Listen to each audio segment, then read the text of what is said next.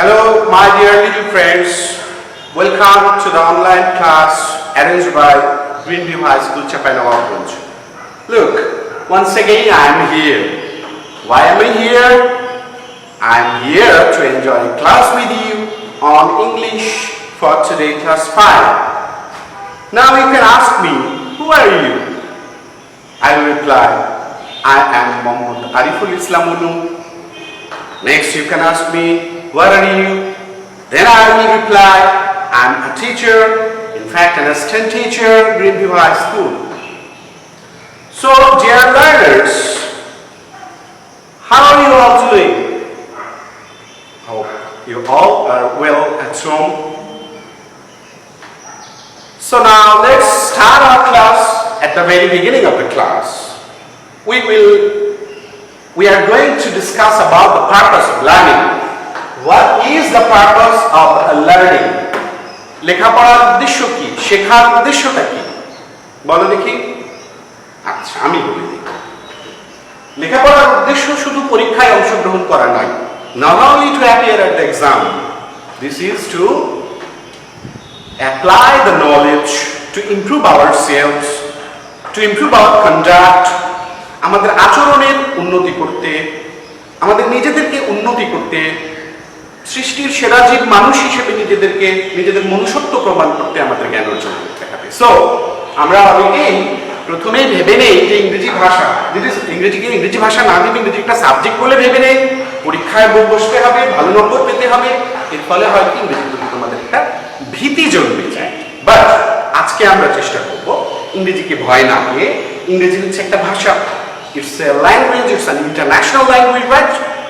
So to communicate with others who don't speak Bangla, who are not Bengali, non-Bengali that is, তাদের সাথে communicate করতে, যারা অবাঙালি তাদের সাথে যদি যোগাযোগ করতে চাও, we have to speak in English at first. Okay. So ইংরেজিকে আমরা ভাষা হিসেবে ভাবি। তোমরা ছোটবেলায় যেমন কার্টুন দেখেছো, কার্টুন নবিতা, কেনেচি ইত্যাদি ইত্যাদি দেখতে গিয়ে হিন্দি নিজেই শিখে ফেলেছো, তেমনি ইংরেজিকে আসো আমরা সেইভাবেই শেখার চেষ্টা করি, যেটা একটা বিদেশি ভাষা, আমি এটা শিখবো, এটা আমি অন্যদের সাথে যোগাযোগ করার সময়, কনভারসেশনের সময় ইংরেজি ব্যবহার করব। I am going to learn a new language, a foreign language. এটা একটা মজার ব্যাপার না? আমি একটু নতুন কিছু শিখতে যাচ্ছি, আমি একটু নতুন ভাষা শিখছি, এই আনন্দ নিয়ে আজকে আমরা শেখার চেষ্টা করব। সো মনে রাখবে, শুধু পরীক্ষার জন্য শেখা নয়, শেখাটা হচ্ছে আনন্দের সাথে। ওকে, নেক্সট, টাইম মেশিনের কথা শুনেছো? আমি নিশ্চিত যে তোমরা টাইম মেশিনের কথা অনেকেই শুনেছো। কেউ হয়তো টাইম মেশিন সংক্রান্ত সায়েন্স ফিকশন স্টোরি, বৈজ্ঞানিক কল্পকাহিনী পড়েছো, কেউ হয়তো মুভিও দেখে ফেলেছো। চলো এখন আমরা সায়েন্স ফিকশনের সেই বৈজ্ঞানিক কল্পকাহিনীর টাইম মেশিনে চড়ে আমরা একদম প্লে ক্লাস, নার্সারি ক্লাসে ফিরে যাই। Let's go back to the initial class play or class nursery. So close your eyes, চোখ বন্ধ করো, মনে মনে চলে যায় প্লে ক্লাসে গেছো। নাও ওপেন ইউর আইস, চোখ খুলে এবার ভাবো তুমি প্লে ক্লাসে বা নার্সারি ক্লাসে বসে আছো। ওকে ফাইন, সেখানে সেই ক্লাসে তোমাদেরকে ABCD গুলো লেখানো শেখানো হয়েছে। এইটা কি বলো দেখি, tell me what letter is this? Is W। এতদিন হয়তো আমরা অনেকেই ঢুকে বা দ্রুত বলে ফেলি W। No no no, not this. W বলবো না, কারণ যে বলবে W সে একটা হাবলু। হাবলু মানে যে একটু বোকাশোকা। কিন্তু এখানে মাথায় রাখবে, কাউকে অপমান করার জন্য, ছোট করার জন্য কখনো এমন কিছু বলা যাবে না, এমন কিচ্ছু করা যাবে না যাতে অন্য ছোট হয় বা অপমানিত হয়। ওকে, কখনো সেটা করবো না। আমি তো তোমাদেরকে একটা মজা করে শেখালাম যে তুমি যদি ঝোঁকের মাথায় ভুল করে আবারও W বলে ফেলো, তাহলে নিজে বলবো, যে বললো W সে একটা হাবলু, তাহলে তো আমি হাবলু হয়ে গেলাম। তখন তোমার এই দীর্ঘদিনের ভুল অভ্যাসটা শুধরানোর জন্য সুযোগ আসবে। যে বলবে W সে একটা হাবলু, আমরা কি বলবো তাহলে? আমরা কি হাবলু নয়, আমরা বলবো জাবলি। এবার আসি যে আমরা কিভাবে সেটা লিখবো, ক্যাপিটাল লেটার আর স্মল লেটার। মনে আছে আমরা বড় হাতের ছোট হাতের অক্ষর বলি, এভাবে না বলি প্লিজ, আমরা এভাবে না বলি। আমাদের কোনো হাতই কিন্তু একটা, কোনো হাত বড় কোনো হাত ছোট কি তা নয়। তাহলে আমরা বলবো capital letter small letter. W যখন ক্যাপিটাল লেটার, তখন দেখো যে ছোটবেলায় দাগ টানা ঘরে তোমরা লিখেছো, খাতায় লিখেছো, সেখানে W যখন ক্যাপিটাল লেটার, তখন উপরের দুটো ঘর ভর্তি করে, চারটি হাতে দুটো করে দুটো ঘর ভর্তি করে। আর যদি স্মল লেটার তো মধ্যের ঘরটা আসবে। So this is capital letter W and this is W as a small letter. Next, আমরা যখন লিখি তখন দ্রুত লিখতে গিয়ে অনেক সময় এই ভুলটা করি। আমি যদি বাক্যের প্রথম শব্দের প্রথম অক্ষরটা অবশ্যই ক্যাপিটাল লেটারে হতে হবে, তাই না?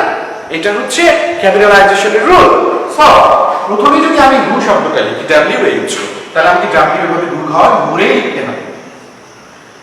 আবার অনেক সময় আমরা এমন করে লিখি, মধ্যের ঘরটা ছোট করে ফেলি যোগে দ্রুত লিখতে গিয়ে, but this is not the proper way. এটাও সঠিক পথ নয়। আবার অনেক সময় আমরা যোগে এটাকে স্মল লেটার বানায় ফেলি। হ্যাঁ, যদি WHO এই শব্দটা যদি if it is in between a sentence, ভেতরে যদি হয় বাক্যে, that's okay. But if it is the first word of the sentence, then you have to write W as a capital letter. যদি বাক্যের প্রথম শব্দ হয় তাহলে এখানে W টা কোনকে অবশ্যই ক্যাপিটাল লেটার আকারে লিখতে হবে। তখন এভাবে লিখলে ভুল হয়ে যাবে, এটা এভাবে লেখা যাবে না, তখন তোমাকে আবার লিখতে হবে এইভাবে। এইবার এটা কারেক্ট হয়ে গেল, সো আমি ক্রসটা মুছে দিলাম। I think you all have got the point. Okay, so dear learners, by now you have already understood what topic we are going to discuss today, right? Yeah, the topic of discussion today is WH question. PEC পরীক্ষার ইংরেজি প্রশ্নপত্রে এই আইটেমটা থাকে প্রশ্নের 9 নম্বর প্রশ্নে। Question number 9, WH question, not WH question. ওকে, এই পুরো ক্লাসটাকে WH question শেখার ক্লাসটাকে আমি দুটো লেকচারে ভাগ করেছি। আজকে আমরা WH question শেখার জন্য যে গোড়াপত্তন, যে বেসিক জিনিসগুলো আমাদের শেখা দরকার, মূলত সেগুলো নিয়ে কথা বলবো। তারপরে রুলস নিয়ে দেখি কত রুলস নিয়ে আলোচনা করা যায়। বাকি রুলসগুলো নিয়ে আমরা নেক্সট ক্লাসে, নেক্সট লেকচারে আমরা সেটা শেষ করবো। So our topic of discussion today is question number 9, that is WH question, lecture 1. We are going to attend lecture 1. At first, wait, এখানে আমি একটু বলে নিই, আমার এক সহকর্মী আমার আগের ক্লাসটা দেখে উনি একটু রিকোয়েস্ট করেছেন, সাজেশন দিয়েছেন যে পুরোটা ইংরেজিতে না বলে বাংলায় বলার পরিমাণটা যদি আরেকটু বাড়ানো যায় তাহলে বাচ্চাদের সুবিধা হবে। তো ওনার এই পরামর্শকে আমি সাদরে গ্রহণ করেছি, ওনাকে ধন্যবাদ। আজকে আমি সেই চেষ্টা করছি। Okay, so at first let's get to know what question is. Question, what does question refer to? Question, the word question means প্রশ্ন। দ্যাট ইজ, তোমরা সেন্টেন্সের প্রকারভেদে দেখেছো there are 5 kinds of sentences. Among them one is interrogative sentence, right? সেই interrogative sentence যেটা, সেটাই হচ্ছে question বা প্রশ্ন। অর্থাৎ কোনো বাক্যে যদি কাউকে কিছু জিজ্ঞাসা করা হয়, if the sentence delivers a question, if the sentence wants to know something, then it is a question, it is an interrogative sentence. Okay, question is of 2 kinds. Question 2 রকমের হতে পারে। Number 1, closed question. ক্লোজ কোশ্চেনটা কি? যে সমস্ত প্রশ্নের উত্তর হ্যাঁ বা নাতে হয়ে যায়, আর বাড়তি কিছু না বললেও চলে। yes or no, this is enough to answer the question. এই ধরনের প্রশ্নগুলোকে বলা হয় close question. Suppose here I have written a sentence, a question, is he reading? সে কি পড়ছে? তার মানে তোমাকে জানতে চাওয়া হয়েছে সে পড়ছে কি পড়ছে না। তুমি ওপেন করে তাকিয়ে দেখে বললে, আমাকে ফিরে বললে জি স্যার, হ্যাঁ, মানে সে পড়ছে। কিংবা বললে দেখি যে না অন্য কিছু করতেছে, টিভি দেখতেছে বা হোয়াটএভার, তুমি তখন বললে না। দেখো উত্তর কমপ্লিট হয়ে যাচ্ছে, আর কিছু বলার দরকার পড়ছে না। এটা হলো ক্লোজ কোশ্চেন।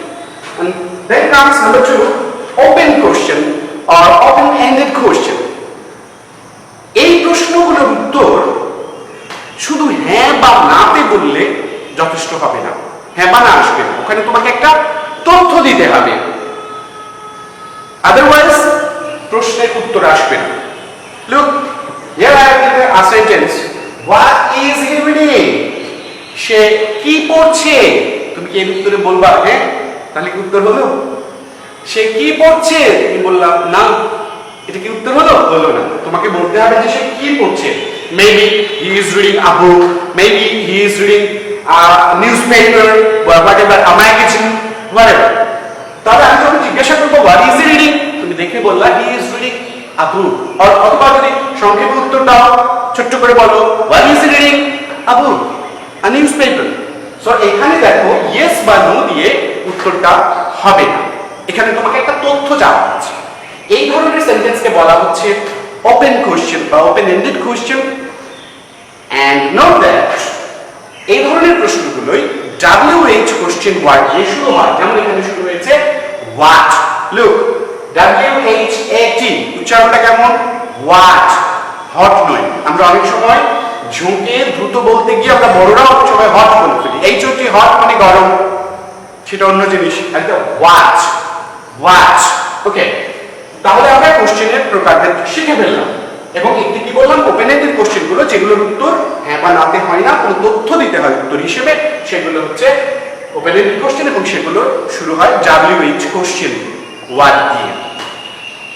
নাও কামস WH কোশ্চেন ওয়ার্ড কি একটু পরে যাচ্ছি, আমি তার আগে একটু আলোচনা করে নিই। How to make a question, কিভাবে প্রশ্ন তৈরি করতে হয় বা কিভাবে তুমি যখন কাউকে কিছু জিজ্ঞাসা করবে কিভাবে করবে। আমরা ভার্বের প্রধান দুটো প্রকারভেদ শিখেছি কিন্তু, auxiliary verb and principal verb. যে ভার্বটা দিয়ে মূল কাজ সম্পাদন করা হবে সেটা হচ্ছে প্রিন্সিপাল ভার্ব বা মেইন ভার্ব বা অরিজিনাল ভার্ব, হোয়াটএভার। আর কখনো কখনো আমরা প্রিন্সিপাল ভার্বের সাথেও এক বা একাধিক আরো ভার্বকে দেখতে পাই যাদের অর্থ ওই বাক্যে প্রাধান্য বিস্তার করে না, সেই ভার্বগুলো মূল ভার্ব বা প্রিন্সিপাল ভার্বকে হেল্প করে তার টেন্স বোঝাতে, ভয়েস বোঝাতে, এটসেট্রা। সেই ভার্বগুলো হচ্ছে অক্সিলিয়ারি ভার্ব, রাইট? তো অক্সিলিয়ারি ভার্ব এখানে আমি একটু তোমাদের I like to remind you one thing, আমি তোমাদের শিখিয়েছি যে অক্সিলিয়ারি ভার্ব ইংরেজিতে মূলত কোনগুলো? am, is, are, was, were, have, has, had। এই কটাকে আমি এক ধাক্কায় বললাম, তারপরে বলছি could, would, should, must, might, shall, will, may, can। মূলত এই 17টা। এছাড়াও আরো অক্সিলিয়ারি ভার্ব রয়েছে, যেমন মাস্টের সমার্থক শব্দ have to, has to, had to, should এর সমার্থক শব্দ ought to, need, dare। আবারও যেটা হচ্ছে যে প্রেজেন্ট ইনডিফিনিট এবং পাস্ট ইনডিফিনিট টেন্সে নেগেটিভ বা ইন্টারোগেটিভ সেন্টেন্স করার জন্য ডু, ডাজ এবং ডিড ও অক্সিলিয়ারি ভার্ব হিসেবে ব্যবহৃত হয়ে থাকে এবং আরো কিছু রয়েছে। তো আমার কথা হলো যে কিভাবে আমি প্রশ্নবোধক বাক্য করব যদি একটি বাক্যে অক্সিলিয়ারি ভার্ব থাকে, তাকে আমি প্রশ্ন, যেমন বাক্যটা ছিল অ্যাকচুয়ালি কি, দেখো এখানে he is reading a book. Suppose বাক্যটা ছিল হি ইজ রিডিং, সে পড়ছে। এখন তুমি আমি যদি প্রশ্ন করি যে সে কি পড়ছে, তখন বাক্যে মূল ভার্ব বা প্রিন্সিপাল ভার্ব হলো রিড, আর এই ইজ ভার্বটা এসেছে অক্সিলিয়ারি ভার্ব হিসেবে। তাহলে ইজটাকে সাবজেক্টের আগে লিখে শেষে প্রশ্নবোধক চিহ্ন দিয়েছে। তাহলে যে সমস্ত সেন্টেন্সে অক্সিলিয়ারি ভার্ব থাকবে সেগুলোকে প্রশ্নবোধক বাক্যে বা কোশ্চেন বানানোর জন্য কি করতে হবে? অক্সিলিয়ারি ভার্বটাকে সাবজেক্টের আগে লিখতে হবে, আর বাকি সব সিরিয়াল ঠিক থাকবে, শেষে গিয়ে প্রশ্নবোধক চিহ্ন দিতে হবে। মাথায় রাখবে, without a question mark it's quite impossible to write a question or an interrogative sentence। প্রশ্নবোধক বাক্য না দিলে এটা কখনোই প্রশ্নবোধক বাক্য হিসেবে, কোশ্চেন হিসেবে লেখা হবে না। প্রশ্নবোধক বাক্য দেয়া লাগে ইন্টারোগেটিভ সেন্টেন্স বা কোশ্চেনে। তবে প্রশ্নবোধক বাক্য ছাড়াও একটি বিশেষ ক্ষেত্রে কিন্তু প্রশ্নবোধক চিহ্ন থাকে। তোমরা হয়তো আমি যেমন বলি সেটা হলো অ্যাসার্টিভ সেন্টেন্স। তোমরা চমকে গেছো নিশ্চয়ই, স্যার বলে কি অ্যাসার্টিভ সেন্টেন্সে কেন প্রশ্নবোধক বাক্য থাকবে? অ্যাবসার্ড, কোয়াইট ইম্পসিবল, এরকম বলছো নিশ্চয়ই। হ্যাঁ, তোমরা ঠিকই বলছো, আবার আমিও ঠিক বলছি। কিভাবে? তুমি লক্ষ্য করো, ধরো এখন এই যে কোভিডে আক্রান্ত, আমরা লকডাউন হয়ে আছি, বাসায় অবস্থান করছি, তো আম্মুর কাজে হেল্প করছো। আম্মু হয়তো কখনো বললো যে এই সোনা তুমি এই কাপটা একটু ধুয়ে দাও তো বাবা, একটু হেল্প করো। তুমি কাপ ধুতে গিয়ে দেখলা যে সিঙ্কে অনেকগুলো বাসনপত্র আছে, অনেকগুলো, সবগুলো সুন্দর করে ধুয়ে মুছে মেজে নিলে, ওয়াশ করে দিলে, সব ধুয়ে চকচকে করে রেখে দিলাম। তোমার আম্মু এসে বলছে কিরে কে কে এই থালা বাসনগুলো সব মাজলো কে? তো তুমি বলছো আমি। হ্যাঁ, এতগুলো বাসন তুই মেজেছিস? দেখো, তুই মেজেছিস প্রশ্ন করছেন। তো উনি কি আসলে এটা প্রশ্ন করতে চাচ্ছেন যে তুমি মেজেছো কি না? তা কিন্তু না, উনি বিস্মিত হয়ে গেছেন। তো বিস্ময় প্রকাশ করার জন্য কখনো কখনো অ্যাসার্টিভ সেন্টেন্সের শেষেও প্রশ্নবোধক থাকে। এটা বড় ক্লাসের বিষয়, আপাতত আমি এটুকুই বলছি। তো সেক্ষেত্রে আমরা কি শিখলাম, বাক্যে যদি অক্সিলিয়ারি ভার্ব থাকে তাহলে তাকে প্রশ্নবোধক করতে গেলে অক্সিলিয়ারি ভার্বটাকে সাবজেক্টের আগে লিখতে হবে এবং শেষে প্রশ্নবোধক চিহ্ন দিতে হবে। এখন প্রশ্ন হলো, যদি অক্সিলিয়ারি ভার্ব না থাকে, অক্সিলিয়ারি ভার্ব থাকে না এমন ক্ষেত্র হচ্ছে মাত্র তিনটে, প্রেজেন্ট ইনডিফিনিট টেন্সের অ্যাফার্মেটিভটা, পাস্ট ইনডিফিনিট টেন্সের অ্যাফার্মেটিভটা, আর ইম্পারেটিভ সেন্টেন্সের অ্যাফার্মেটিভটা। বাট আজকে আমরা ইম্পারেটিভ সেন্টেন্স নিয়ে কথা বলবো না, আমরা আজকে শুধু প্রেজেন্ট ইনডিফিনিট এবং পাস্ট ইনডিফিনিট টেন্সের বিষয় নিয়েই আমরা কথা বলবো, যে সেই ক্ষেত্রে আমাদের প্রশ্নবোধক করতে হলে কি করতে হবে। দেখো, আমি একটা বাক্য তোমাদের এখানে লিখছি। প্রেজেন্ট ইনডিফিনিটের স্ট্রাকচারটা নিশ্চয়ই তোমাদের মনে আছে। ইউজুয়াল প্যাটার্নটা কি, প্রথমে সাবজেক্ট, তারপরে ভার্বের রুট ফর্ম বা বেস ফর্ম, তারপরে অবজেক্ট বা আদার্স এক্সটেনশন, শেষে ফুল স্টপ। আমি লিখি হি গোজ টু স্কুল।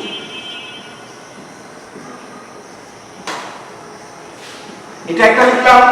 আবার লিখলাম, ধরো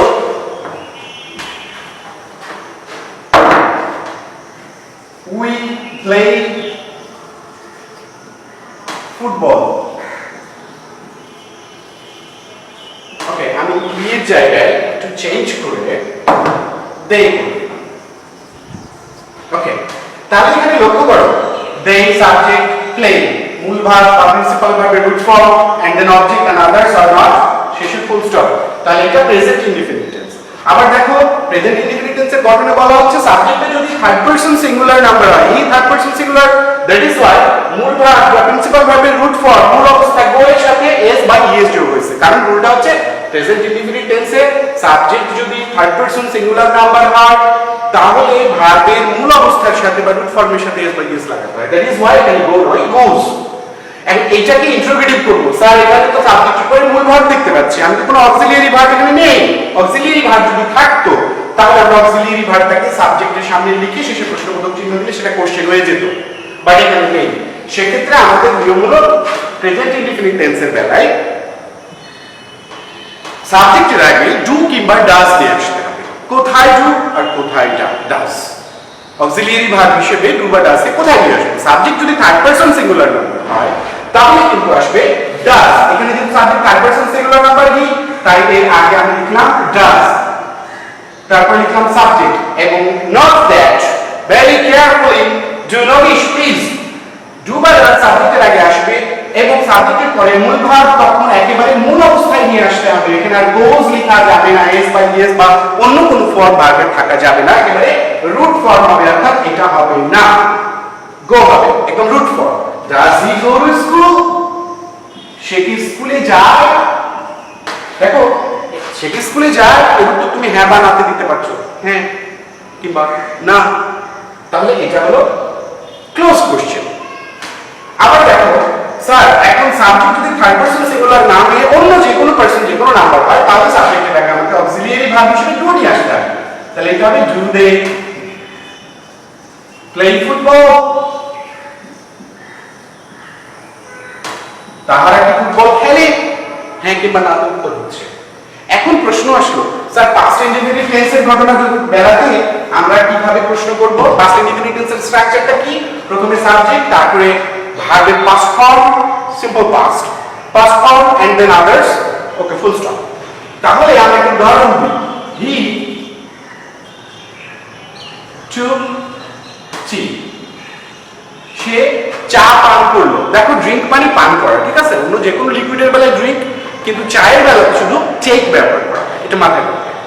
তাহলে সাবজেক্ট তারপরে টেক ভার্বের পাস্ট ফর্ম টু, তাহলে এটা পাস্ট ইনডেফিনিট টেন্স। একে প্রশ্নবোধক করব কিভাবে, পাস্ট ইনডেফিনিট টেন্সের বেলায় অক্সিলিয়ারি ভার্ব হিসেবে আমাকে নিয়ে আসতে হবে ডিড, ডিড, ডিড হি।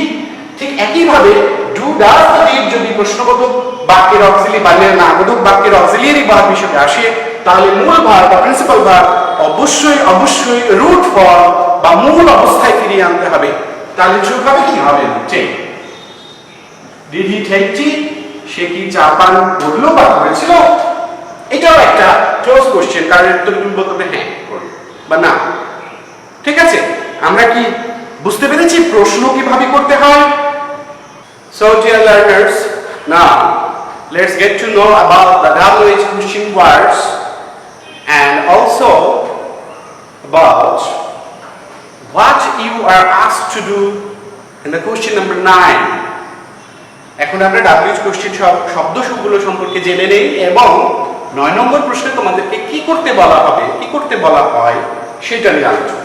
দেখো WH question words, here are the WH question words. ইংরেজিতে কিছু শব্দ আছে যেগুলো যখন প্রশ্নবোধক শব্দ হিসেবে ব্যবহৃত হয় এবং সেগুলো শুরুটা হয় WH দিয়ে। লুক, WHO, হু মানে কে বা কারা। আবার এই হু শব্দটা কিন্তু সাবজেক্ট এবং অবজেক্ট দুটো হিসেবেই ব্যবহৃত হতে পারে। হু মানে কে বা কারা অ্যাজ এ সাবজেক্ট, আবার হু এর অবজেক্ট হু বা হোম, WHOM, হোম। তাহলে হু এর অবজেক্ট হু এবং হোম দুটোই কিন্তু হতে পারে। হু সাবজেক্ট আবার হু অবজেক্ট, আবার হোমটা শুধুই অবজেক্ট। হোম মানে কি? হোম মানে হলো কাকে বা কাদের। তাহলে হু মানে কে বা কারা, হু মানে কাকে বা কাদের, হোম মানে শুধুই কাকে বা কাদের। নেক্সট দেখো হুজ, হুজ মানে কার বা কাদের, কাহাদের। সেটাও দেখো WH দিয়ে শুরু, WH দিয়ে শুরু। এগুলো প্রত্যেকটা হোয়াট মিন্স কি, কয়ে দীর্ঘিকারী কি, কয় রস্যিকারী কি হলো সেই প্রশ্নের জন্য ক্লোজ প্রশ্নের বেলাতে তুমি কি খেয়েছো, কয় রস্যিকারী কি, উত্তর বললে হ্যাঁ কিংবা না খাইনি। কিন্তু যদি প্রশ্ন করা হয় তুমি কি খেয়েছো, নাস্তাতে কি খেয়েছো, তাহলে কি হ্যাঁ বা না উত্তর হবে? হবে না, এটা তোমার ওপেন কোশ্চেন। তখন হোয়াট, সেই কিটা হলো কয় দীর্ঘিকারী কি, হোয়াট। নেক্সট হুইচ, কোন বা কোনটা। তারপরে আছে আমি পরের লাইনে লিখেছি where, WHERE, where মানে কখন, when, সরি where মানে কোথায়, I'm very sorry, where মানে কোথায়, when মানে কখন, why মানে কেন, how মানে কিভাবে বা কেমন বা কত, অনেক রকম অর্থ হতে পারে। Look, all the words start with WH except the last one. শেষেরটা ছাড়া সবগুলো শব্দই কিন্তু WH দিয়ে শুরু হয়েছে, and the last one starts with H, but at the last of the word there is a W. So এই শব্দগুলোকে বলা হয় WH words। এই শব্দগুলো যখন প্রশ্নবোধক শব্দ হিসেবে ব্যবহৃত হয় তখন সেগুলো হচ্ছে WH question words। এখানে আমি তোমাদের একটা কথা বলেনি যে 9 নম্বর প্রশ্নে in the question number 9 what the students are asked to do. So let's get to see the sample. Okay, প্রশ্নে লেখা থাকবে make 5 WH questions from the given sentences by using the who, what, which, where, when, why and how with the underlined word or words. 9 নম্বর প্রশ্নে A, B, C, D, E করে 5টা statement, বিবৃতি, that is assertive sentence দেয়া থাকবে তোমাকে। সেই assertive সেন্টেন্সটা, স্টেটমেন্টটা affirmative statement হতে পারে আবার নেগেটিভ স্টেটমেন্ট হতে পারে, হ্যাঁ বোধক বা না বোধক দুটোই হতে পারে, সেটা নিয়ে সমস্যা নেই। এবং সেই বাক্যে কোনো একটি শব্দে বা একাধিক শব্দে আন্ডারলাইন করা থাকবে, নিচে দাগ দেওয়া। all you have to do is, তোমাদেরকে যেটা করতে হবে সেটা হচ্ছে সেখান থেকে এমন একটা প্রশ্নবোধক বাক্য করতে হবে যে প্রশ্নবোধক বাক্যটাতে তুমি শুরু করবা WH ওয়ার্ড, কোশ্চেন ওয়ার্ড দিয়ে, হু কিংবা ওয়ার্ড কিংবা এগুলো দিয়ে, এবং এই প্রশ্নটার উত্তর যেন হয় ওই দাগ দেওয়া অংশটুকু। I think you got the point, my dear learners, বুঝতে পারছো? ওকে, এখন আমি তোমাদের আরেকটা কথা মনে করাই দিই। এই WH কোশ্চেন ওয়ার্ডগুলো যখন প্রশ্নবোধক বাক্যে ব্যবহৃত হবে অবশ্যই এরা বাক্যের শুরুতে বসবে। তাতে বাক্যের যে অংশের জন্যই সাবজেক্ট বা অবজেক্ট বা ভার্ব বা আদার্স অন্য যে কোনো পজিশনের যে কোনো শব্দ বা শব্দগুচ্ছের জন্যই WH কোশ্চেন ওয়ার্ডটা এলো, হু এলো, হোয়াট এলো, হুইচ এলো কিংবা যে কোনোটা এলো, কিন্তু সেই WH কোশ্চেন ওয়ার্ডটা কিন্তু বসবে বাক্যের শুরুতে। WH কোশ্চেন ওয়ার্ড বাক্যের গোড়াতে বসে, তার আগে সে কোনো শব্দকে নেয় না, বসতে দেয় না, শুধু বসতে দেয় প্রিপজিশন। ঠিক আছে?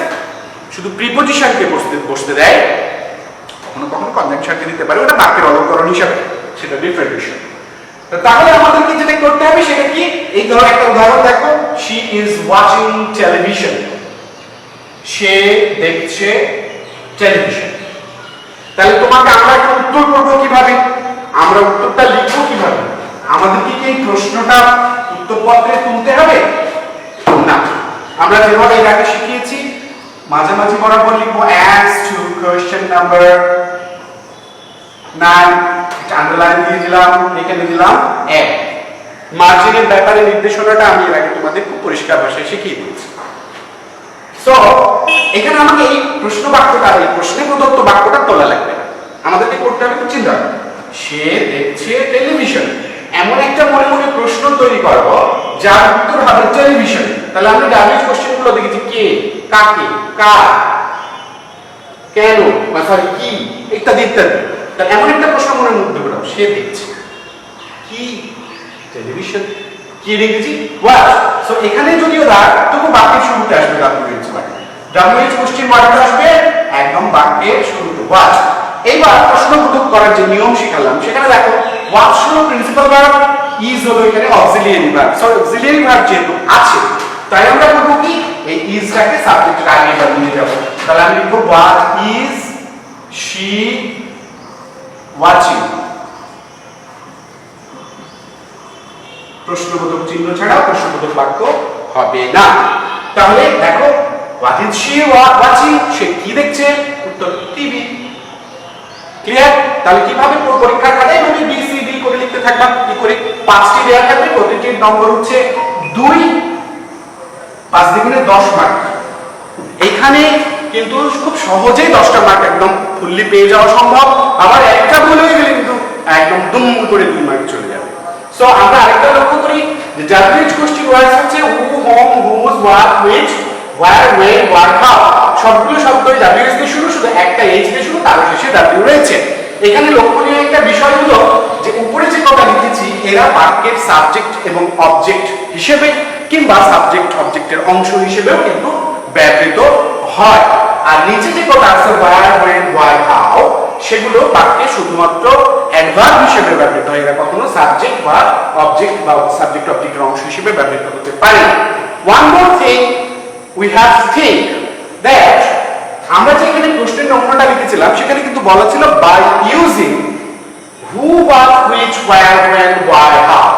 তার মানে ওখানে হোম এবং হুজ এর কথা প্রশ্নে, পিএসসি প্রশ্নে বলা থাকে না, তাই হোম, হুজ, হোম বা হুজ ডাব্লিউএইচ কোশ্চেন ওয়ার্ড হলেও আমরা ওগুলোকে ব্যবহার না করাটাই বুদ্ধিমানের কাজ। কারণ তাতে তুমি যদি কোথাও অবজেক্ট হিসেবে হু ব্যবহৃত হচ্ছে, তো হোমও তো অবজেক্ট, তো হোম ব্যবহার করলাম, তাতে যদি যিনি পরীক্ষার খাতা দেখবেন তিনি ভাবেন যে হোম ব্যবহার করার নির্দেশনা তো প্রশ্নে দেয়া নেই, দিয়ে যদি কেটে দেন কিচ্ছু করার থাকবে না।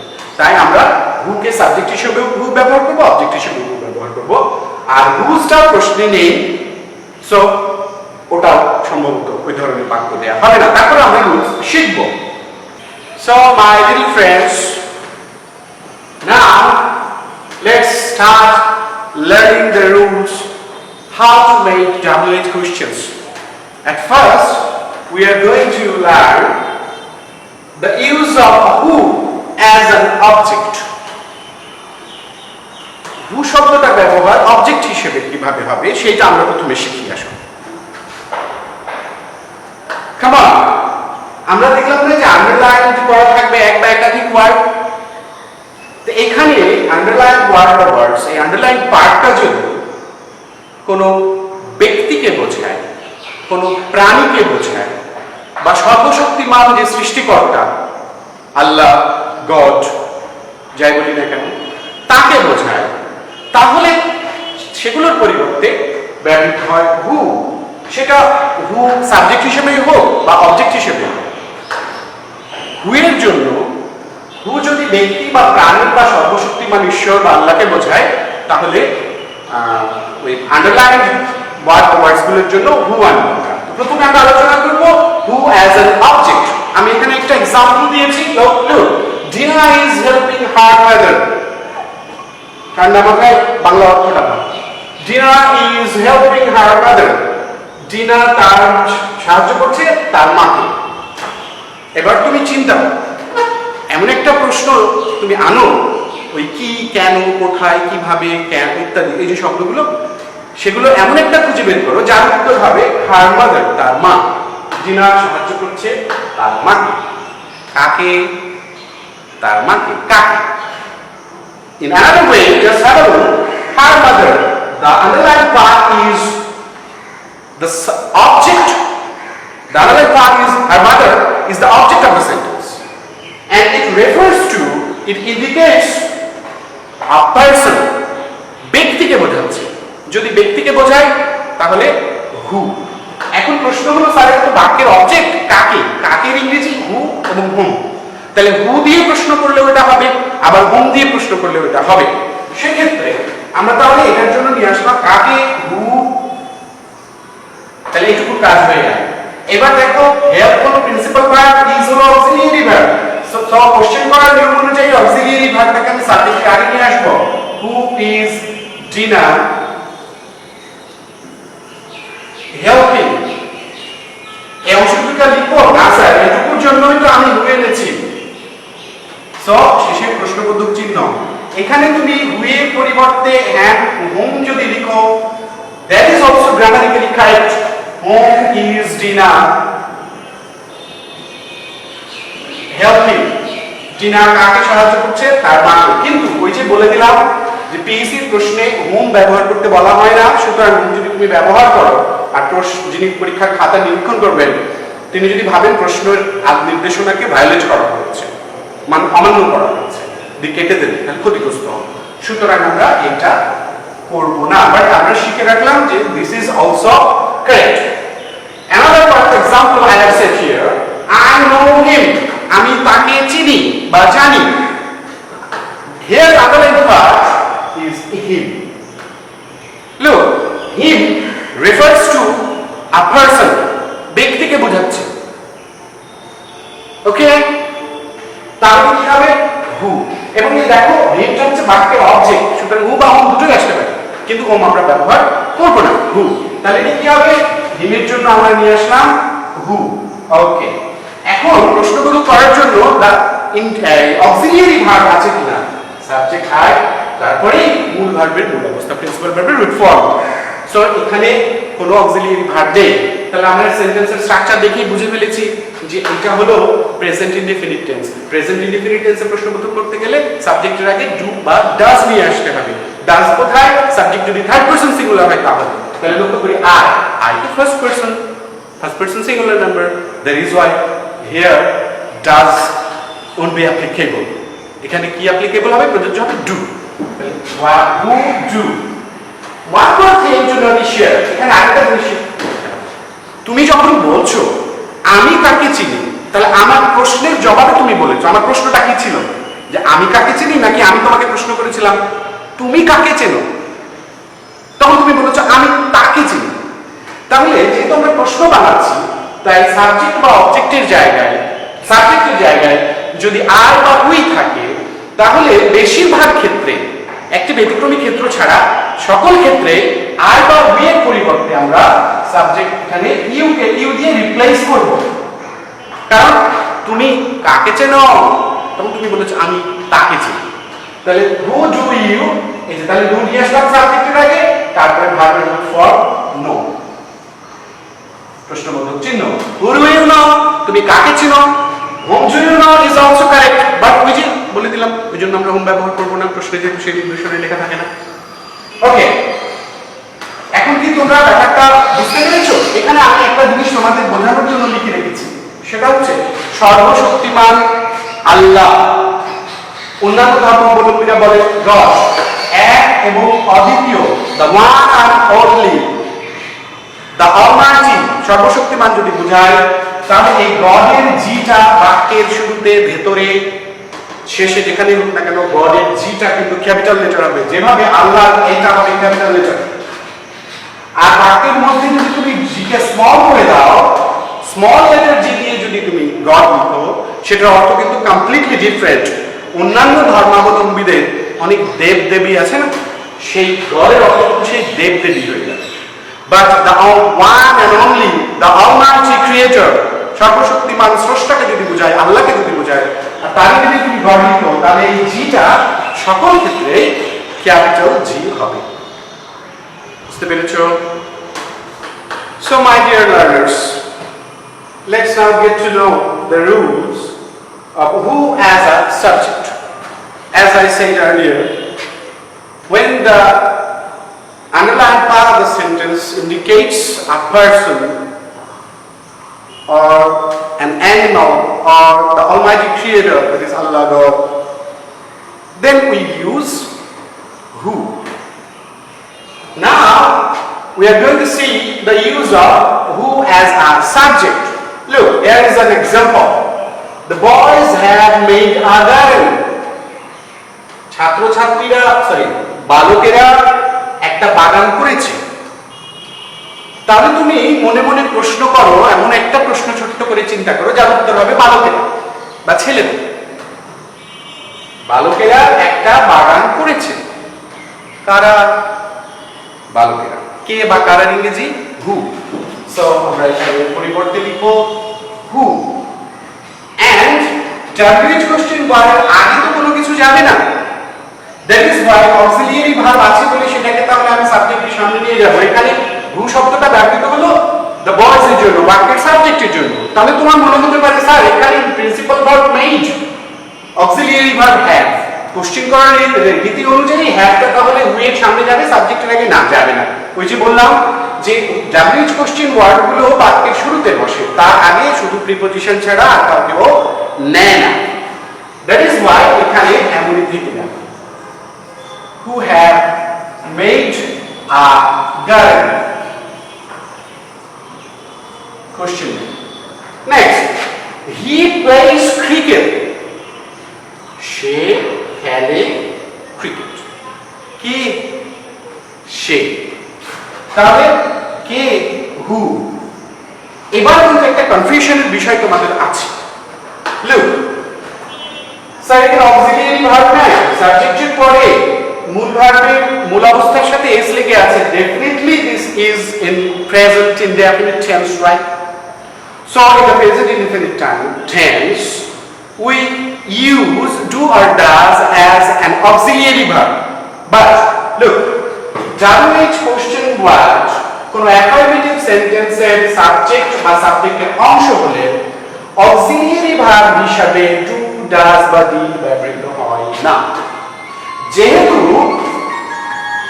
এখানে WH কোশ্চেন রুটা ব্যবহৃত হচ্ছে, এখানে যেহেতু WH কোশ্চেন রুটা ব্যবহৃত হচ্ছে সাবজেক্ট হি এর পরিবর্তে, দ্যাট ইজ ওয়াই এইখানে প্লেস এর জন্য প্রশ্ন করার জন্য ডাজ যে আসার কথা টেন্স প্রেজেন্ট ইনডেফিনিট টেন্সের জন্য, সেটা আসবে না। কেন? WH কোশ্চেন ওয়ার্ড কোন অ্যাফার্মেটিভ কোশ্চেনের সাবজেক্ট বা সাবজেক্টের অংশ হলে অক্সিলিয়ারি ভার্ব হিসেবে ডু, ডাজ বা ডিড ব্যবহৃত হয় না। তার মানে আমাকে এখানে ভার্ব নিয়ে নাড়াচাড়া করা যাবে না, ভার্বটা যেমন আছে তেমন লিখে দিতে হবে। হু প্লেজ ক্রিকেট। কে ক্রিকেট খেলে? সে। One more example here. Look, we helped him then. আমরা সাহায্য করলাম বা করেছিলাম then তাদের। তার কে সাহায্য করেছিল? কে? আমরা। কে ইংরেজি who।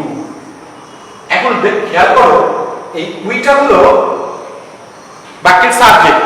তাহলে সাবজেক্টের জন্য যেহেতু WH কোশ্চেনটা আসলো, that is why verb is helped past indefinite tense, subject then past form of the verb, so it is in the past indefinite tense. So did auxiliary verb আসার কথা, কিন্তু এই রুলের কারণে ডিডটা আসবে না। এখানে যেরকম ভাবে ভার্ব আছে যেই ফর্মে সেটাই হয়ে যাবে।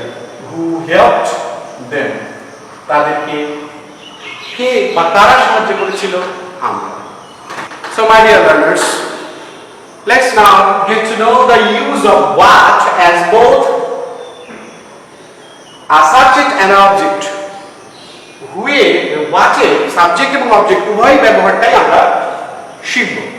প্রথমে আমি তোমাদেরকে বলি, if the underlined part of the sentence indicates not a person, not an animal, or not the Almighty Creator, দাগ দেওয়া অংশটুকু যদি ব্যক্তিকে না বোঝায়, যদি কোনো প্রাণীকে না বোঝায়, সর্বশক্তিমান স্রষ্টাকে না বুঝিয়ে অন্য কোনো ব্যাপার, অন্য কোনো বিষয়, অন্য কোনো বস্তুকে বোঝায়, তাহলে সেই আন্ডারলাইনড অংশের পরিবর্তে আমরা হোয়াট ইউজ করি। আরো একটু পরিষ্কার করে বললে ব্যাপারটা এমন যে if the underlined part of the sentence indicates কি, বাংলায় কি কিংবা কারো পেশাকে বোঝায় বা কোনো উচ্চতাকে বোঝায়, তাহলে সেই দাগ দেওয়া অংশের পরিবর্তে আমরা what ইউজ করি। I have said some examples here. Look, I have a pen. আমার আছে একটি কলম। তুমি মনে মনে ভাবো আমার আছে একটি কলম, দাগ দেওয়া আছে একটি কলমের নিচে। সুতরাং তোমার WH কোশ্চেন ওয়ার্ডটা এমন হতে হবে যার উত্তর হবে একটি কলম। আমার আছে কি, একটি কলম। তাহলে আন্ডারলাইন পার্টের জন্য আসলো হোয়াট, কি এর ইংরেজি হোয়াট। এখন প্রশ্ন হলো যে স্যার এখানে সাবজেক্ট আই হ্যাভ হলো কি অক্সিলিয়ারি ভার্ব না প্রিন্সিপাল ভার্ব? লুক, এখানে একমাত্র ভার্ব হচ্ছে হ্যাভ, সুতরাং হ্যাভ এখানে অক্সিলিয়ারি ভার্ব নয়, হ্যাভ হলো এখানে প্রিন্সিপাল ভার্ব। আর যেহেতু অক্সিলিয়ারি ভার্ব নয়, তাহলে কি হ্যাভটাকে আমি সাবজেক্টের আগে নিয়ে যেতে পারবো? নো, যাব নিয়ে যাব। তাহলে সাবজেক্ট তারপরে প্রিন্সিপাল ভার্বের রুট ফর্ম বা present form, so that is in present indefinite tense. তার প্রেজেন্ট ইনডেফিনিট টেন্সের রুল অনুযায়ী এখানে আমাকে প্রশ্ন করার জন্য অক্সিলিয়ারি ভার্ব নিয়ে আসতে হবে, ডু বা ডাজ। এখানে সাবজেক্টটা কি আই, সেটা তো থার্ড পারসন সিঙ্গুলার নয়, সুতরাং এখানে আসবে ডু। What do. এবার আই তো কি, তুমি উত্তরে বলেছো আমার একটা পেন আছে, তাহলে আমি তোমাকে কি প্রশ্ন করেছিলাম যে আমার কি আছে নাকি তোমার কি আছে? তখন তুমি বলছো আমার একটি পেন আছে, তাহলে তোমার, তাই আই করতে ইউ হয়ে গেল। এবার কি আমি আ পেনও লিখবো? নো, সরি, ডু আসছে অক্সিলিয়ারি ভার্ব হিসেবে, দেন সাবজেক্ট আই পরিবর্তে ইউ দিয়ে রিপ্লেস করলাম। এইবার আমরা এখানে ভার্বের রুট ফর্ম হ্যাভ। তোমরা মাথায় রাখবা হ্যাভ ভার্বটা তিনটি রূপ, have, has, had. Present form হলো হ্যাভ এবং হ্যাজ। থার্ড পারসন সিঙ্গুলার সাবজেক্টের জন্য ব্যবহৃত হয় হ্যাজ প্রেজেন্টে, আর বাকি যে কোনো পারসন যে কোনো নাম্বারের জন্য ব্যবহৃত হয় হ্যাভ। পাস্ট টেন্সে গিয়ে সকল সাবজেক্টের জন্য, সকল পারসন সকল নাম্বারের জন্য ব্যবহৃত হয় হ্যাড। সুতরাং হ্যাভ, হ্যাজ এবং হ্যাড এই তিনটি রূপেরই রুট ফর্ম বা মূল অবস্থা হলো হ্যাভ। দ্যাট ইজ ওয়াই আমরা কিন্তু এই হ্যাভটাই এখানে বসিয়ে দিইনি, আমরা এখানে বসিয়েছি হ্যাভ এর root form have. Next let's get to see another sentence. He has a pen. এখানে দেখো he has, তাহলে কি আছে? what। এবার একই ভাবে দেখো সাবজেক্টের পরে ভার্বের প্রেজেন্ট ফর্ম has, কোনো অক্সিলিয়ারি ভার্ব, এই ভার্বটা ছাড়া অন্য কোনো ভার্ব কি বাকি আছে? নেই, সুতরাং এটা প্রিন্সিপাল ভার্ব। তাহলে আমাকে has হলো প্রেজেন্ট ফর্ম, যেহেতু তাহলে এটা present indefinite tense, auxiliary verb হিসেবে আনতে হবে ডু কিংবা ডাজ। যেহেতু হি হলো থার্ড পারসন সিঙ্গুলার নাম্বার, সুতরাং এখানে আসবে ডাজ। হোয়াট ডাজ, সাবজেক্ট লিখলাম এবার হি, এবার গিয়ে হ্যাজ এর রুট ফর্ম হ্যাঁ। ওখানে যদি আবার হ্যাজ লিখে দিই তাহলে কিন্তু ভুল হয়ে গেল। হোয়াট ডাজ হি হ্যাভ, তার কি আছে? একটি পেন আছে। Now look at the third sentence, he had a pen, তার একটি কলম ছিল। তাহলে কি ছিল? একটি কলম। হোয়াট। এখন হ্যাড, হ্যাভ ভার্বের past form, so subject had ছাড়া অন্য কোনো ভার্ব এখানে নেই, সুতরাং হ্যাডটা এখানে principal verb. That is why past indefinite tense, এবং সেই কারণে আমাকে অক্সিলিয়ারি ভার্ব নিয়ে আসতে হবে did. What did he, subject লিখলাম, এবার হ্যাড এর রুট ফর্মে ফিরে আসতে হবে have. What did he have, তার কি ছিল? একটি কলম ছিল। Hope you all got the point, right? Next, my name is ঋতু, আমার নাম ঋতু। তুমি আমাকে বলছো যে আমার নাম ঋতু, তাহলে আমি তোমাকে একটা প্রশ্ন করেছিলাম, সেই প্রশ্নটা কি? আমার নাম কি নাকি তোমার নাম কি? তোমার। তার উত্তরে তুমি বলেছো আমার নাম ঋতু, তাহলে আমার নাম হয় কি? ঋতু। হোয়াট। এখানে খেয়াল করো যদিও অক্সিলিয়ারি ভার্ব নয়, এখানে প্রিন্সিপাল ভার্ব, একমাত্র ভার্ব, তবে ইংরেজি গ্রামার আমাদের বলছে am, is, are, was, were। Be ভার্বের এই 5টি ফর্ম বাক্যে অক্সিলিয়ারি ভার্ব হয়েই থাকুক আর প্রিন্সিপাল ভার্ব হয়েই থাকুক, যেভাবেই থাকুক না কেন, প্রশ্ন করতে গেলে এগুলো অমনই রয়ে যাবে, সাবজেক্টের সামনে চলে যাবে। এটার জন্য ডু বা ডাজ আসবে না বা ডিড আসবে না। তাহলে আমরা কি করব, হোয়াট ইজটা চলে গেল সাবজেক্টের আগে, এখান থেকে সাবজেক্টের আগে ইজ। এখন তুমি বলছো আমার নাম, তাহলে আমি কি প্রশ্ন করেছিলাম, তোমার নাম, তাহলে মাই থেকে ইওর, তোমার। হোয়াট ইজ ইওর নেম, তোমার নাম কি, উত্তরে তুমি বললা প্রীতি। এইবার এখানে লক্ষ্য করো, এখানে আমি একটা বাক্য দিয়েছি, হি ইজ আ ডক্টর, তিনি একজন ডাক্তার। তাই এই ডাক দিয়ে আমরা underline verb refers to the profession of the person, ব্যক্তিটির পেশা বোঝানো হচ্ছে এখানে। তিনি পেশায় কি doctor, I am a teacher, you are a student, he is a businessman, এগুলো হচ্ছে প্রফেশন বা অকুপেশন, দ্যাট ইজ পেশা বোঝায়। পেশা বোঝালে তার পরিবর্তে হোয়াট আসবে। তাহলে হোয়াট, এই যে am, is, are, was, were যদি থাকে তার প্রিন্সিপাল বা অক্সিলিয়ারি যেভাবেই হোক থাকুক না কেন, সেটা সাবজেক্টের আগে আসবে। হোয়াট ইজ হি, তিনি কি, তিনি একজন doctor. I M in class 5, এখানে একটা মজার বিষয় আছে, লক্ষ্য করতে হবে। আচ্ছা, এটা উত্তরটা করে দিব। আই এম ইন ক্লাস 5, আমি 5ম শ্রেণীতে পড়ি। আই রিড ইন ক্লাস 5 বলতে, লিখতে এবং শুনতে আমরা অভ্যস্ত, বাট এখন থেকে কখনোই আর এটা বলবে না। রিড মানে পড়া, কিন্তু আমরা যেটা করি ক্লাস 5-এ সেটাকে শুধু পড়ি, দেখে দেখে লিখি, বুঝি, চিন্তা করি, জ্ঞান অর্জন করি। সো এটা হচ্ছে অধ্যয়ন করা, study. I study in class 5 কিংবা I am in class 5। I read in class 5 is never ever a good English or a correct English. কখনোই আই রিড ইন ক্লাস 5 এটা কারেক্ট ইংলিশ নয়।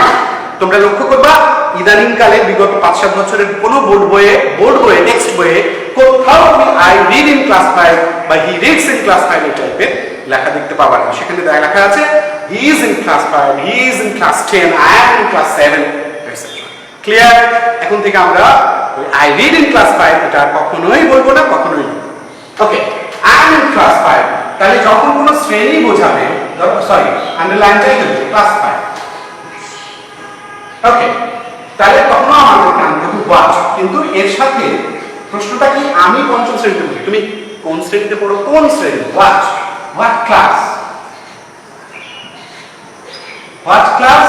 এইবার দেখো আই থেকে চেঞ্জ হয়ে গিয়ে are you হবে, তাহলে এই am অক্সিলিয়ারি ভার্বটা তো সাবজেক্টের আগে যেতে হবে, কিন্তু ইউ এর জন্য কি am হয়, ইউ এর জন্য আর, তাহলে কি আর। What class are you in, তুমি কোন ক্লাসে পড়ো।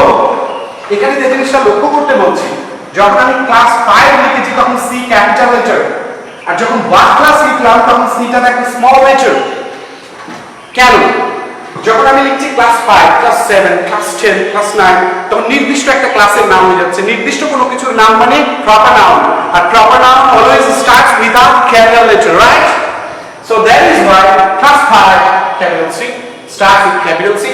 বাট হোয়াট ক্লাস, কোন ক্লাসে, এটা তো অনির্দিষ্ট হয়ে গেল, কোনো নির্দিষ্ট ক্লাসের নাম, তখন সেটা প্রপার নাউন হলো না, তাই সিটা এখানে small. Clear? Next example, Dhaka is the capital of Bangladesh. Dhaka is the capital of Bangladesh, Dhaka বাংলাদেশের রাজধানী। তাহলে বাংলাদেশের রাজধানী কি, হোয়াট, এর পরিবর্তে আসলো হোয়াট। দেখো যেহেতু এই ঢাকা সাবজেক্টের জন্য হোয়াট আসলো ডাব্লিউএইচ কোশ্চেন ওয়ার্ডটা, that is why auxiliary verb বা principal verb am, is, are, was, were পাঁচজন অক্সিলিয়ারি বা প্রিন্সিপাল যে কোনো ভাবে থাকলেও তো তারা অমনি থাকে, সাবজেক্টের আগে চলে যায়, সেটা কি যাবে, যাবে না। ডাব্লিউএইচ কোশ্চেন ওয়ার্ডের আগে তো যাবে না, প্রিপজিশন ছাড়া। তাহলে what is the capital of Bangladesh, বাংলাদেশের রাজধানী কি, বাংলাদেশের রাজধানী Dhaka. Look, he is a doctor. তো সেটা আমি লিখেছি, এটা অলরেডি একবার লেখা হয়েছে। So my dear friends, I hope you all have understood the points I tried to make you learn. So my dear learners, we have already discussed the use of who and what, both as a subject or as a and as an object. এবং আজকে এই নিয়ম পর্যন্ত আমরা আলোচনা শেষ করব। বাকি রুলগুলো আমরা লেকচার 2-তে শিখব। That is why here I have given you 10 sentences as your homework. I hope you all will be able to work them out at home by your own. নিজে নিজেই তোমরা এগুলো বাড়িতে করতে পারবে বলে আমি আশা করছি। তাহলে তোমরা এখানে you can take a screenshot or you can pause the video here to copy the homework in your notebook.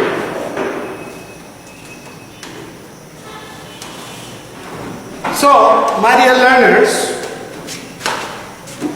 that's all for today. For today's class, that's all. But before finishing the class, I like to tell you something. এই COVID-19 এর মহামারীর প্রকোপ, হাজার হাজার লক্ষ লক্ষ মানুষ মারা যাচ্ছে, এগুলো নিয়ে আর আমি নতুন করে কিছু বলবো না। তোমরা সকলেই অবহিত, তোমাদের পিতামাতা ভাই বোন সবাই অবহিত। শুধু অনুরোধ করবো, প্লিজ প্লিজ প্লিজ অপ্রয়োজনে ঘরের বাইরে কেউ যেও না, বাবা মা বা ভাই বোন কাউকে যেতে দিও না, অপ্রয়োজনে যেতে দিও না। আজকে যে এই ডাক্তার, নার্স, চিকিৎসা কর্মী, পুলিশ প্রশাসন, সিভিল প্রশাসন, স্বেচ্ছাসেবী সংগঠনের মানুষগুলো একটা জিনিস খেয়াল করো, কোভিড-19 এমনই একটা রোগ, বাবা মরে গেলে ছেলে যাচ্ছে না কবর দিতে, ওই স্বেচ্ছাসেবী সংগঠনের লোকেরা কবর দিতে যাচ্ছে। হসপিটালে কোভিড-19 আক্রান্ত কোনো রোগীকে হসপিটালে ভর্তি করা হলে, ছেলে আক্রান্ত হলে বাবা কিন্তু যাচ্ছে না, পাশে যেতে পারছে না, রোগটা এতটাই ছোঁয়াচ্ছে। ওই ডক্টররাই কিন্তু সংসার ফেলে ওই হসপিটালে দিনের পর দিন, রাতের পর রাত পড়ে থাকছে। সো আসো আমরা আমাদের নিজেদের বাঁচানোর জন্য ওই ফ্রন্টলাইন ফাইটার্স যারা আছে তাদেরকে একটু সাহায্য করি, আমরা অপ্রয়োজনে ঘরের বাইরে না যাই, আর আমরা তাদেরকে স্যালিউট জানাই, মনের আন্তরিক কৃতজ্ঞতা জানাই। কিভাবে? এই যে আমরা তাদেরকে সহযোগিতা করি, অপ্রয়োজনে আমরা ঘরের বাইরে না যাই, স্বাস্থ্যবিধি মেনে চলি। ওকে, আমি বিশ্বাস করি মানব সভ্যতা এত ঠুনকো নয়, মানুষ অবশ্যই এই কোভিড-19 এর বিরুদ্ধে জিতবেই জিতবে। We shall overcome, in fact we have to overcome. Okay, but now look, what is this? Well,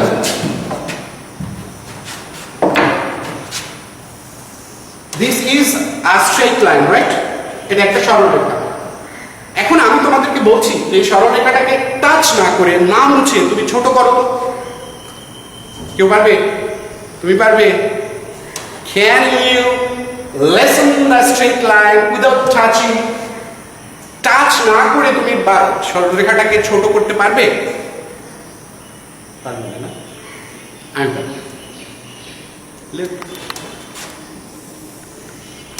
এর পাশে আমি আরেকটা বড় সরলরেখা এঁকে দিলাম। দেখো এই রেখাটাকে কি এটার চেয়ে ছোট লাগছে না লাগছে না? তাহলে আমি এই রেখাটাকে স্পর্শ না করে এটার চেয়ে এটাকে ছোট বানিয়ে ফেলেছি। স্যার এটা কি এমন টেকনিক? এর মধ্যে একটা মোরাল আছে। Moral of the story is, তোমরা অনেকে আছো না, আমাদের চারপাশে অনেক গুণী মানুষ, অনেক ধনবান মানুষ, অনেক জ্ঞানী মানুষ আছে যাদেরকে দেখে আমাদের হিংসে হয়। অন্য অর্থে যদি বলি, কারো কারো হিংসে না হলেও বলি যে ওর মতো হব, ওনার মতো জ্ঞানী হব, ওনার মতো ভালো প্লেয়ার হব, ওনার মতো গুণী সিঙ্গার হব। তারা আমাদের আইডল, নাকি?